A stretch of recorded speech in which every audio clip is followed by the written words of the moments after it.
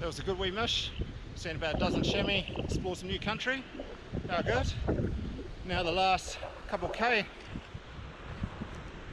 Just gonna pack raft out. I think I'll have to carry the raft just past one rapid. Not too keen sending it solo. But no, mean mish, first mission of 25 and many more to come.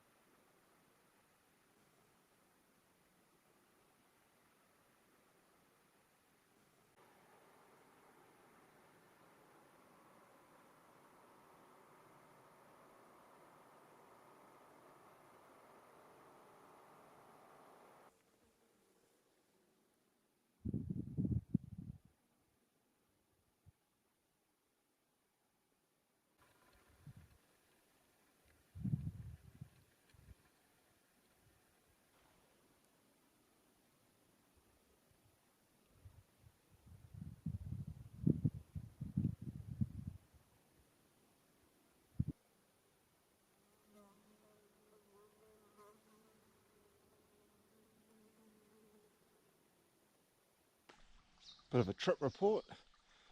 It's been a pretty good trip so far. I've done plenty of miles, lots of climbing. Seen an unbelievable amount of stags, all young though, just crazy. I just can't believe the mass. How can there be so many young stags and not any middle mature age ones? Day 4 now, so I just got to keep searching. I bet I'll see more young stags. I've just had to drop down a couple hundred meters to get some water because it's a bit of a premium on the tops here. So if you want some water, you got to drop right down and work hard for it. So when I'm at home, I'm definitely grateful for that tap though. But how good. So I've filled up my platypus absolute to the brim. Pretty much on basic training, you know, in the PDIs, check your bloody water cup thingy. What do you call that bloody water bottle? Can't have any sloshing. But no, it's a beautiful little spot. Heaps of deer sign in here. But today there's going to be a bit of rain, so I'm just going to climb back up and head back to camp and maybe watch some Netflix.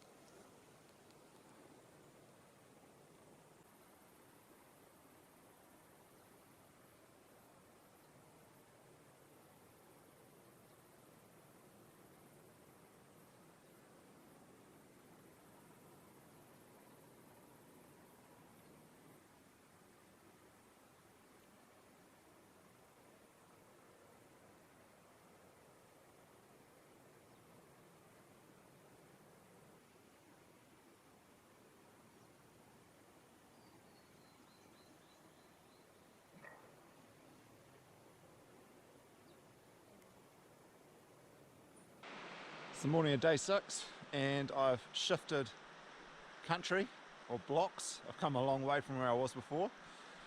Just sick of seeing such an abundance of young animals, so thought I'd just punch into some more country and see if I can find some actual mature animals.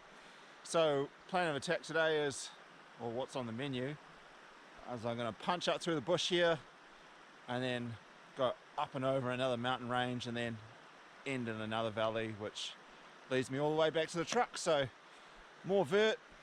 I'll definitely be over 3,000 meters by the end of today in terms of vert for the trip, and hopefully we'll find a nice mature animal. Bloody hell, it's been difficult.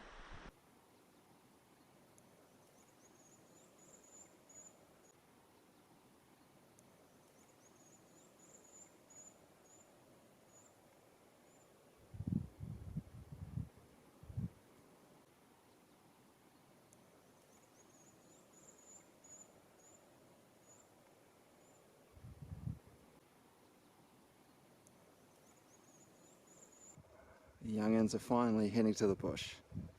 Thank goodness.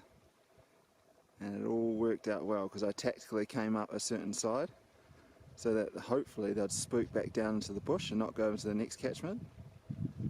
It's all worked out. How good. And I'm gonna another 100 meters or so and then I'll pop over to the next catchment, see what we see.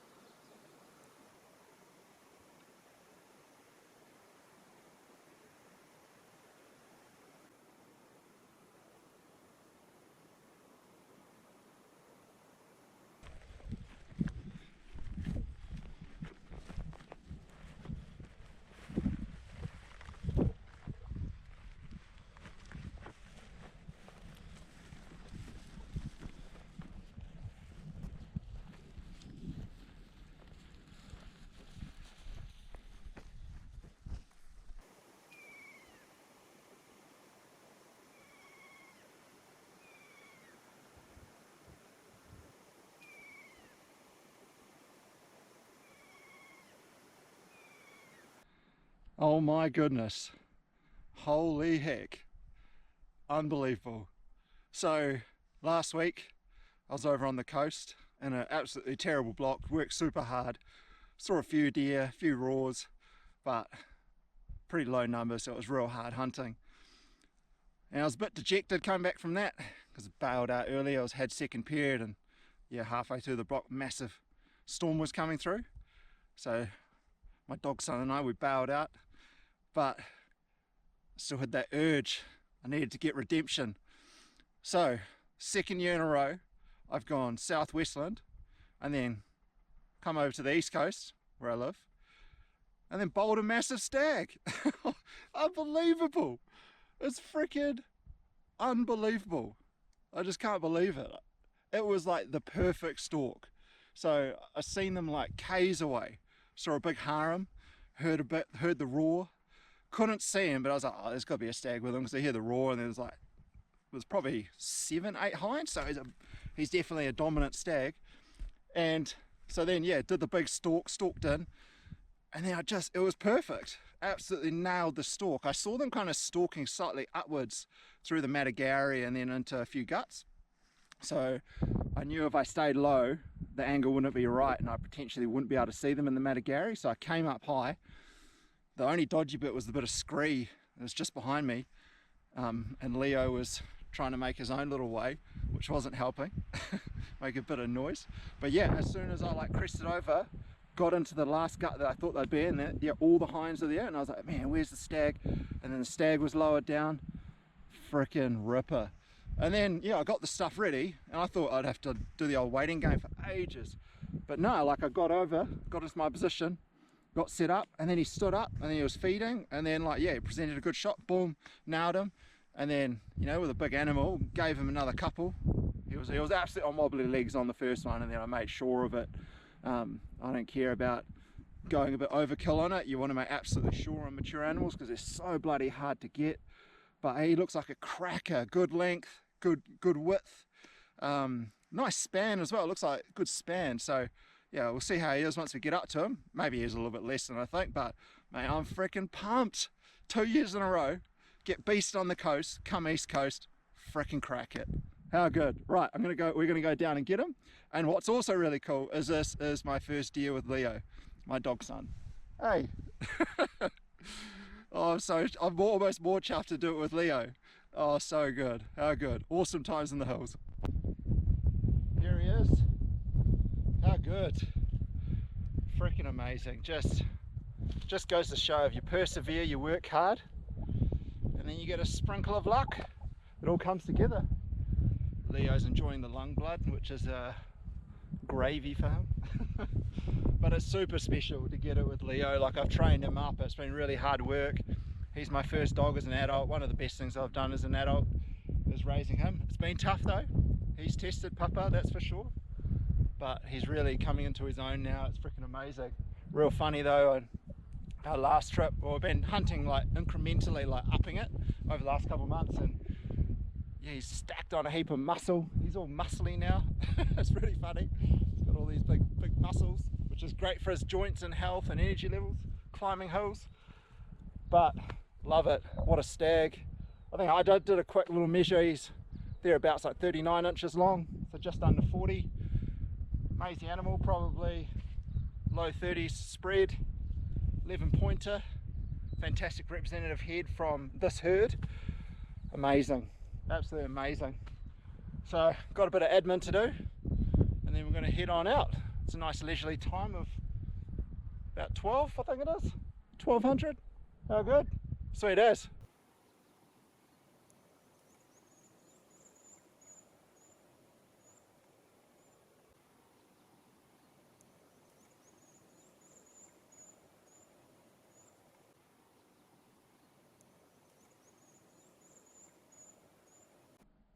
Back at home, stag's all cleaned up, looking good, and no, it will not be staying there because I've already got 3 others in this room. Can't get clearance for a 4th one, unfortunately. Need a bigger house, bigger room. One day we'll get there. But I thought I'd finish this film off with a bit of real talk. I don't know if you noticed throughout the film, I don't really like to talk that much anymore. Just like to let my actions do all the talking, because there's far too many people in this world flapping gums and not actually walking the walk and doing the hard yards. Yeah, and another thing is I don't want to ever be known as like a YouTube influencer who's just like all talk, whatever. If you ever call me that, I will give you a middle finger salute, straight up. So, no, I just thought, hey, I'll talk about what has helped me throughout my life to end this film, but I'll preface it with, I've definitely been humbled. I've made plenty of mistakes. I've failed plenty of times. I've made poor choices, and there's been plenty of learnings throughout my life. So, yeah, I'm not perfect by any means. I'm just an average fella trying to live a good life and reach his potential. That's all I'm trying to do, and I'm just human like anybody else. So, I guess the first one I'd say is discipline's been a huge part of my success. I know it gets talked about a lot, but man, discipline's just everything. It's absolutely everything. And when you talk about health, because if you've got good health, then you're going to be at your optimal levels for everything. So if you're looking at health, physical, emotional, mental, spiritual, and social. So if you've got good discipline in those areas, then you'll keep them at a good level, and then you'll stay healthy, happy, and you can deal with what life throws at you. So for me, I know the formula to stay healthy. I know what I need to do. So if I go through it like exercise, without question, I've got to be doing that regularly, time in the hills essentially. Socially, catching up with friends, keeping in contact as much as I can. And I'll talk about friends later in this wee talk. Then I've looked at mental, emotional. I know what I need to do. I need, again, time in the hills, or I need it relates to exercise. Maybe it relates to the social. Maybe it just relates to me just chilling out or doing some foam rolling, making sure I give my mental space enough investment. Spiritually, I guess the mountains is that place for me. You know, land of creation and beauty. It's just, yeah, perfect place for that kind of spiritual connection. So knowing all that as a part of it, another one is definitely sleep. So I'm a terrible sleeper. So I have to like stay 100% disciplined in my sleep hygiene, get that right. Nutrition, I eat pretty clean. Yeah, got a few treats here and there, obviously. But a huge part of that is good variety of whole foods, and then your sweet as. So adding to that as well, I guess over the last 18 months, I've been dealing with grief, and it's been a real good test of my discipline. Like, can I maintain all those things, stay healthy, and then still deal with those emotional waves that I have at times?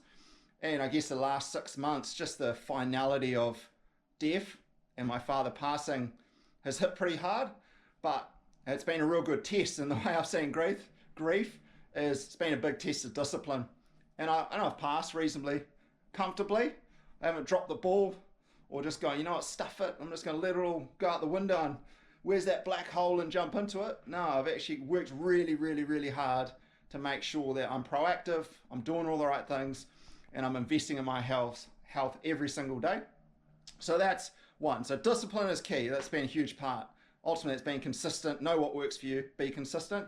The next one is don't be a victim or blame or make excuses. The whole victim mindset, I just can't stand it. I'm of mixed ancestry, brown skin, but it doesn't matter. I'm just a human like everyone else. I still crack on. I still work hard. I still try and make the best choices I can. Because at the end of the day, it's like, no one's got a gun to your head, and bar any like medical things or an accident, you've got really no excuses. You can't really blame anyone but yourself. So for me, it's about taking 100% ownership and going, hey, my health, this is all on me. I'm making the final decisions on all things related to my health and well-being and life and career. So make the right choices. Do what you need to do to optimize your health so that you make the right choices. Don't blame anybody. And I will talk about this one, the whole bloody blaming, because I'm this colored skin, this is happening to me, or whatever, my experience of this or my upbringing. It's like everybody's got an excuse. Everybody can bring up the wazoo of like, but I'm this, and who cares? And then just crack on, use it as motivation. That's what I've done. So on the racial stuff, I got a bit of a twisted view on it, and I know this is not correct, but it's my twisted view. is racism doesn't exist. All that exists is good and bad people. Benevolent, good, malevolent, bad. So I just look at it and go, well, hey, if there's someone being racist, well, they're just a bad person. Stuff them. Like, all they are to me is motivation. Like, I'll prove you wrong. You want to talk down or whatever? I'll freaking outdo you 10 times over, and thank you for the motivation. That's my view, but I know some people use that the other way, and all it is self-limiting. Is racism, who cares if they're talking down to you or they're discriminating because of your skin color? Who cares? Crack on, prove them wrong, leave them for dust. Sweet as. That's my twisted view on it anyway. The last one I'll say, and obviously there's multiple ones, but I'll try and keep it short, is the last one is surround yourself with really good people. So for me, I had a fantastic mum growing up, the best example, super hardworking, really intelligent, more honor than I will ever have. Like, she's been battle tested and just a phenomenal mother. And I guess I am who I am because of her. I'm very much like her. I don't look like her because of my father, who's the brown one, but just a phenomenal human being. And then I guess it's an interesting one. People, I know, sometimes marry, if you have a good example of a mother as a male, you marry female who is very similar. So my wife is just outstanding, a phenomenal human being. And, you know, she saved lives every single day. She's a doctor in the cancer field, just dealing with life and death every single day. Super intelligent, disciplined, just absolutely phenomenal human being, and has only made me better as a human, and just outstanding. So you be around someone like that, you can't not get better. But do we blow up every now and then? Yeah, absolutely we do. And I'm an idiot. I'm stupid. I banter way too much. So yeah, it is what it is. But for the most part, we do really well and we complement each other. But hey, like my friends, all my friends are better than me in some sort of way. They're solid human beings. They hold the same values, ethics, morals as me. Again, they're all trying to be better, be the best they can. I want to be around people like that. I don't want to be around people that are going to waste my time, be unreliable. Just get out of here. Like, they don't make you better. They're only going to drag you down with their ego. It's like, get them out of here. You want people that are way better than you because they're going to make you better. But anyway, they're the kind of three for me. But nonetheless, I'd say definitely the big one is discipline. Find what works for you, and I found what works for me over the 35 years I've been on this earth, and I make sure I do that every single day. And then if you apply that to hunting, I approach hunting like a professional athlete would. I just try and be the best I can. Give it all I got, leave no stone unturned. Do the hard yards, and you get the rewards. How good. But nonetheless, team, that's the end of this film. Till next time, have a good one.